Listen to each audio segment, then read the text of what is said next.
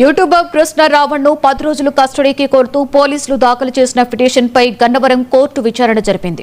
రావణ్ తరఫున senior advocate Ponnabolu Sudhakar Reddy వాదనలు వినిపించారు. ప్రశ్నించే వారిపై అక్రమ కేసులు పెడుతున్నారని, రావణ్ కి వైసీపీకి సంబంధం లేదని స్పష్టం చేశారు. సామాన్యుడిపై ఉపా అమలు చేయడం దారుణమని అన్నారు.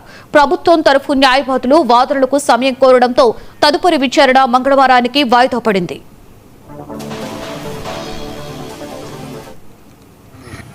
కేసు పెట్టడం జరిగింది.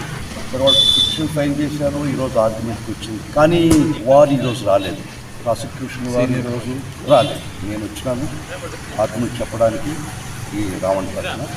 ప్రాసిక్యూషన్ వారు స్టేట్ తరఫున ఆర్గ్యుమెంట్ చెప్పడానికి ఈరోజు రాలేదు. ఆ పరిస్థితిలో గౌరవ కోర్టు వారు మంగళవారానికి వాయిదా కమ్ బ్యాక్.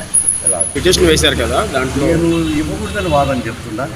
అందుకని ఖచ్చితంగా నేను హాఫ్ హార్టెడ్గా యుద్ధానికి రాలేదు, కోర్టుకు రాలేదు.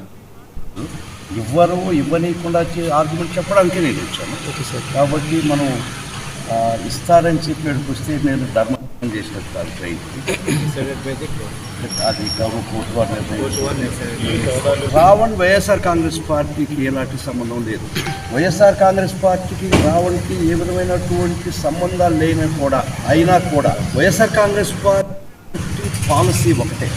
ఈ రాజ్య హింస ఎవరి మీద జరిగినా, ఎప్పుడు జరిగినా, ఎక్కడ జరిగినా ఆ అభాగ్యుల పక్క నిలబడాలా అనే ఒక పాలసీని అనుసరించారు. రావణ్